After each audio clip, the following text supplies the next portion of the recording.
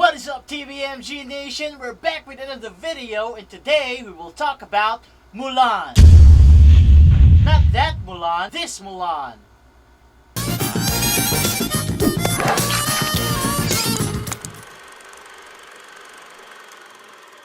Mulan is an action drama film and the live-action adaptation of Disney's 1998 Mulan. Yep, unless you kids don't know, that was back when I was 10 years old. I am that old. Mulan has been getting a lot of attention online. A lot of people like the movie, while some remain skeptics if they like it or not. While some bravely posted their disagreement over the changes that they made from the original film. Today, I will be running through some points on the producer's choices in the live-action film. And I'm going to give a short review on what I think about the film Mulan. Before we go any further in this video, please give me a favor. Like this video, share it, and don't forget to hit the subscribe button. The differences.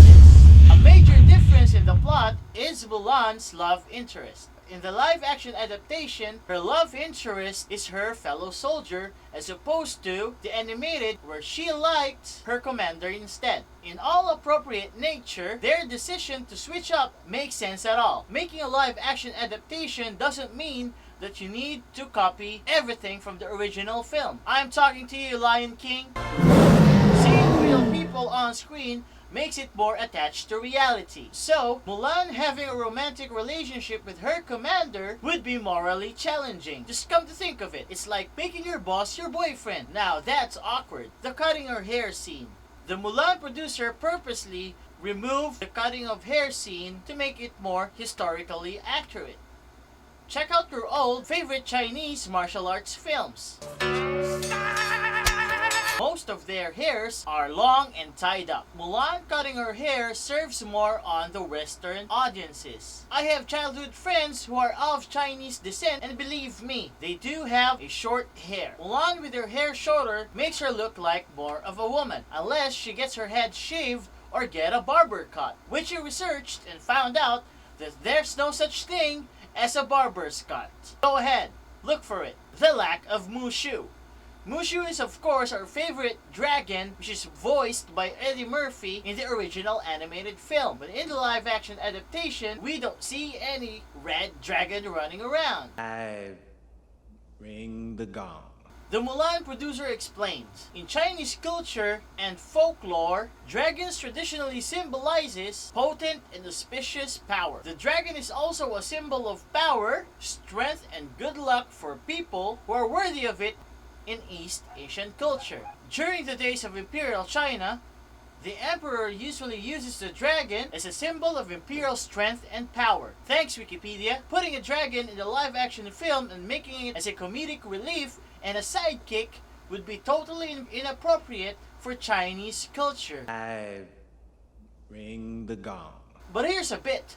There's actually a dragon in the film. If you got this far and still looking for the dragon in the 2020 Mulan, pause this video, hit like, subscribe, and share, cause I will show you that dragon in the movie.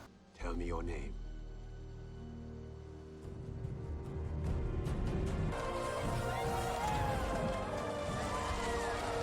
There you go. You can now go and tell your friends that there's a dragon in Mulan. No song numbers. Of course, as a Filipino, we're very proud of the scene where Mulan is singing Reflection because our very own Lea Salonga is Mulan's singing voice. But we don't get that in the live-action film. I understand the producer's choice in getting in touch with reality. So here's the plot in Mulan. They're about to be invaded by outsiders and they're going to war. So people will die as a repercussion. So having a musical number in between would take away the drive and the stakes that they already have set up for the film. The antagonist. In the new Mulan film, we see two baddies instead of seeing one. The man and the hawk lady. Having Mulan, a woman who stood up and fought with all the men, is not enough girl power. How much more if you add another woman in the film as a motivation? The Hawk Lady gave more emotional weight for what Mulan is fighting for in the film. This addition is a detour to the original animated film, and that is a very good choice in involving more women in the main plot. Back when Mulan was released in 1998, it flopped. I know it's very popular for us kids back in 1998, but in China, Mulan flopped. So how can an animated film based on a Chinese heroine flop in China? The biggest audience for worldwide box office is China,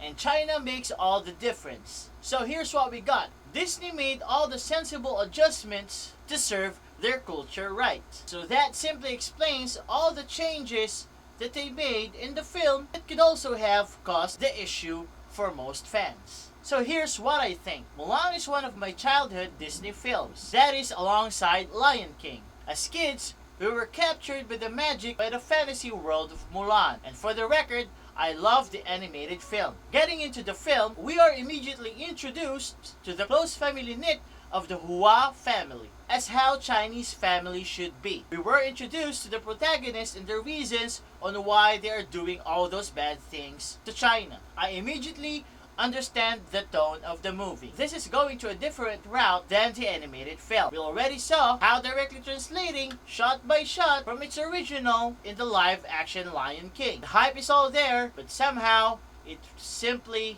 came short. So if you look at Mulan, Mulan is more of a period piece, an epic per se. So as we were watching Mulan, of course, we wait for that moment. That moment where you feel the Disney magic. That finally came when the training montage started. Cutting through all the training scenes and inserting the comedic beats, that caught me. So I said, okay, what seems to be the problem ba? Is he crying? And Mulan's success while carrying the water up the hill is a very strong image for me. As she stands and the camera slowly pans to Mulan standing with power over the white mountains.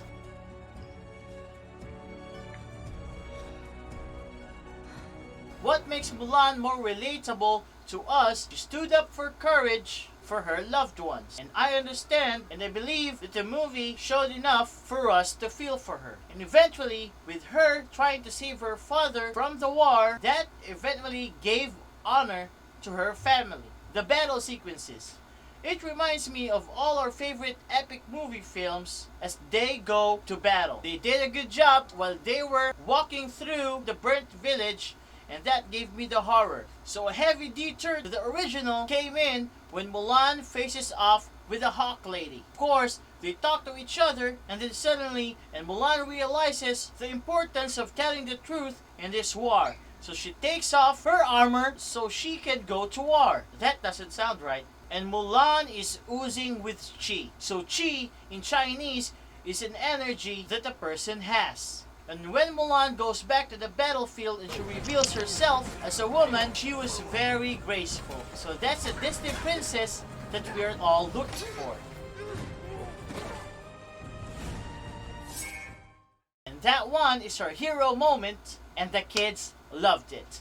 I loved it. So Mulan's overall story arc, the emotional drive felt half-baked. I understand that they added another protagonist to make all the stakes more heavy, and they also added her little sister to make her motivation as replacing the head of the family to save their father. But they needed to squeeze all of that into the runtime of this movie. It's very hard for a short runtime and have all these emotional aspects, and also they're going to war. They did make all the action more fun and engaging, and also like that they did not spend a lot of time making Donnie Yen and Jet Li do their thing with the martial arts. And I liked it that they spent more time with Mulan. So during the action sequence versus Mulan and the Big Bad, it is reminiscent to all our favorite Chinese martial arts films.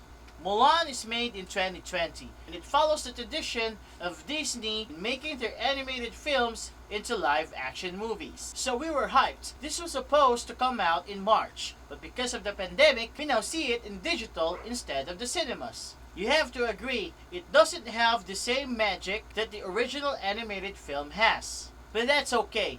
In this day and age, we all experienced this during our childhood, and it's a blessing that we are seeing these films again approached in another manner. So that's a win-win for us. What Disney is doing now with their live-action films actually makes us remind of our beautiful and colorful childhood. The most important thing is the whole family enjoyed it.